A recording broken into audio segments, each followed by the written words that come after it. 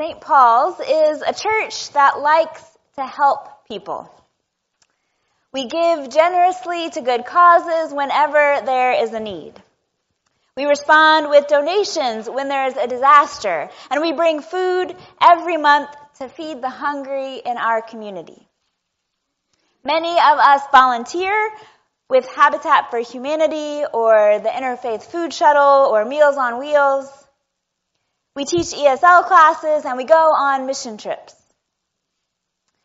We are deeply committed to making the world a better place. Some through environmental activism, some by speaking up for immigrants, and some by marching for justice. We visit people when they're sick and take them soup and casseroles. We put our faith into action in tangible and compassionate and sometimes edible ways.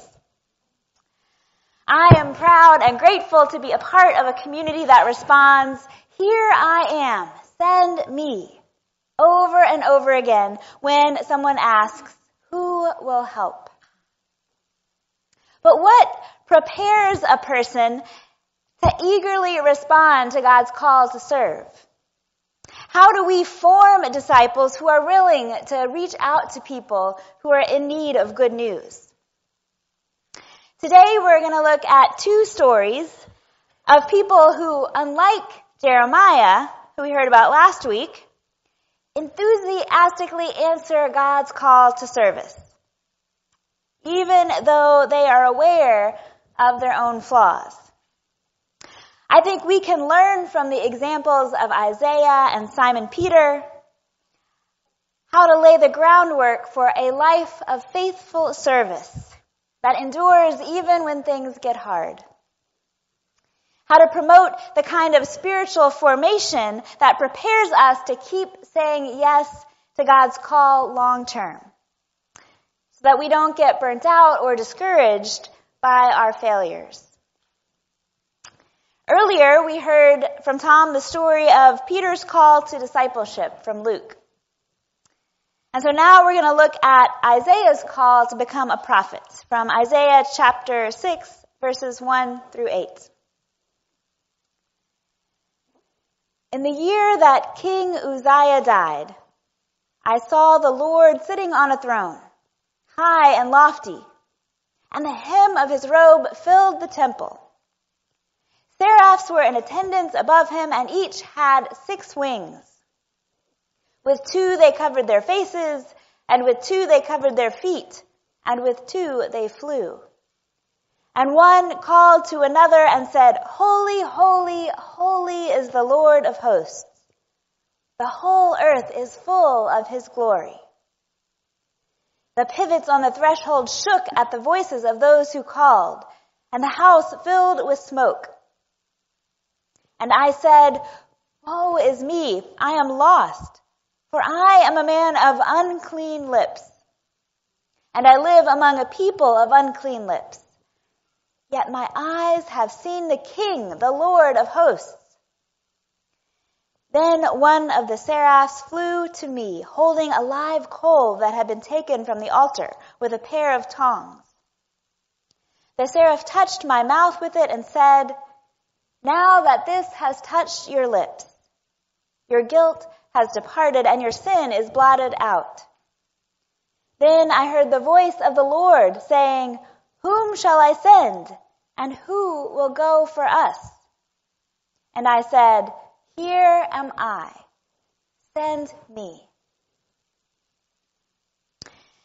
Now both Isaiah and Peter are quick to claim that they are not worthy to be in the presence of God. When Peter pulls up a miraculous catch of fish and realizes that the person in his boat is the Son of God, he falls at Jesus' feet and says, "I am a sinful man." And when Isaiah has a vision of the Lord on a throne surrounded by angels, he cries out, "I am a man of unclean lips." Last week, when we heard the story of Jeremiah's call, Jeremiah protested, "But I am only a boy." But unlike Jeremiah, Isaiah and Peter's confessions come before God calls them to serve. Isaiah and Peter are not making excuses for why they're not good enough, why they can't do what God is asking. They are just acknowledging that they have not always followed God's standards. They have made mistakes. And in the presence of God, they realize they can't hide them. They show themselves exactly as they are and realize their need for God. Simon, Peter, and Isaiah are open to receiving God's forgiveness and transformation. And so Jesus fills Simon's empty nets. God cleanses Isaiah's guilt. God changes their lives first, unconditionally, and only after that does God call them to follow. To now, in turn, change other people's lives by sharing God's message. And then they can eagerly agree to serve as prophet and disciple because they know firsthand the life-changing power of God's grace. They know that they don't have to be holy or perfect to serve God well. They can be real and honest. They can be themselves because God has the power to do amazing things through them, to take away their guilt and their shame and their failures so they don't have to make any excuses when God asks them to serve.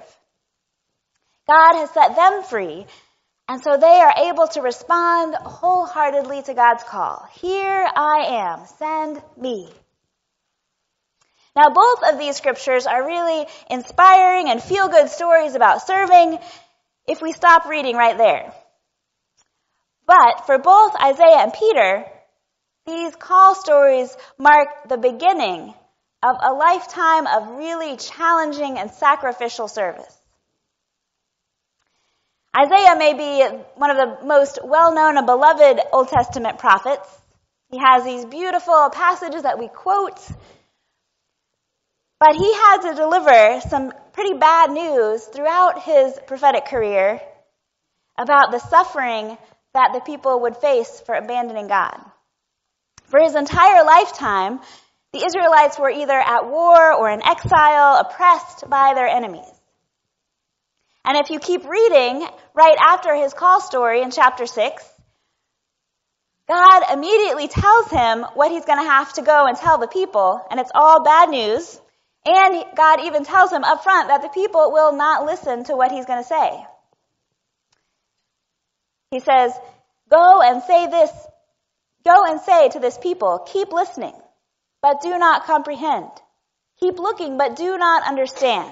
Make the mind of this people dull and stop their ears and shut their eyes so that they may not look with their eyes and listen with their ears and comprehend with their minds and turn and be healed. Then I said, How long, O Lord? And he said, Until cities lie waste without inhabitant and houses without people, and the land is utterly desolate. And that fear of being ignored by the very people that God sent him to warn. Peter, too, faces plenty of challenges of his own as Jesus' disciple, culminating in denying Jesus 3 times on the eve of his death. And yet, even though they're called to risk their lives and speak difficult truths, they persevere in what God calls them to do. They persist because they have experienced God's power to transform what is beyond their ability. They're not trying to earn God's approval through their service, but they serve out of gratitude for what God has done for them. They serve not because they feel like they are better than anyone else, that they are more saintly or special because God called them, but because they know that God can work through anyone, no matter how flawed. So even when they fail, even when people ignore Isaiah's words, even when Peter misunderstands Jesus' teachings and falls asleep beside him while he prays and denies being his disciple, they do not give up. They do not stop saying yes to serving God. We, too, are people who are eager to serve. But we're usually a lot less eager to admit our failures and our shortcomings and to acknowledge all the ways that we fall short of who God made us to be. This month, our church book club is reading a really powerful book called Waking Up White. It's written by a woman who learns to acknowledge and wrestle with all of the privileges that she has benefited from as a white upper middle class American. The author, Debbie Irving, has spent most of her career trying to help low-income inner-city minority children. And she had very good intentions. But she slowly starts to realize that her efforts are falling flat because she has somehow convinced herself that she is better than the people that she wants to serve. She subconsciously believes that they would be better off if they just became more like her. And so she realizes that if she really wants to make a difference in the huge problem of poverty and racial injustice, that the best place to start is by examining her own life. Instead of focusing on the problems of the people she wants to help, she begins the challenging process of admitting her own blind spots, of confessing her own assumptions, until she realized her need to change, the need for her own heart to be transformed.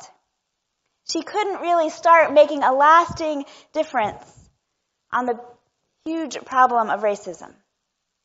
She had to learn to see clearly that she needed help just as much as anyone else. But she also realized that didn't mean she couldn't help, that she didn't have anything to offer. She didn't become trapped in guilt or let her fear of making mistakes stop her from continuing to try to do what was right. She's able to keep trying to make the world a better place, not because she had all the answers, but because she realizes good can come even through flawed people. And so in seeing her own flaws and confessing her role in perpetuating some of the stereotypes, she was able to begin to really address these bigger problems more effectively. We are a church that likes to serve. And we try to teach our children the values of service, to respond to God's call to love our neighbor and to do justice. If we are truly committed to forming prophets and disciples, ready to do the difficult and setting the captives free, then the best place to start might be for us to confess that we are just as much in need of God's good news and liberation and mercy as anyone who we want to serve. Every week, we come together and we prepare ourselves for service at the communion table. We encounter God so we can receive forgiveness and we can let God transform us. This table reminds us that God can work through us even though we are imperfect, even though sometimes we can be weary and selfish and stubborn. But knowing that we are more eager servants, we are more convincing witnesses of God's life-changing love when we can tell others how that love has made a difference in our own lives. So let us serve, not because we are holy or righteous, not because we have to earn God's approval through our service, but let us keep serving and sharing God's compassion and generosity with our neighbors because we are so grateful for what God has done for us, that we are eager to say, "Here I am." If you would like to continue to grow in faith and service as a part of this church community, then Amanda or I would be happy to talk to you about baptism or about joining St. Paul's. You can talk with us anytime, or if you're ready to join, you can come forward as we all stand and sing our closing hymn, number 452.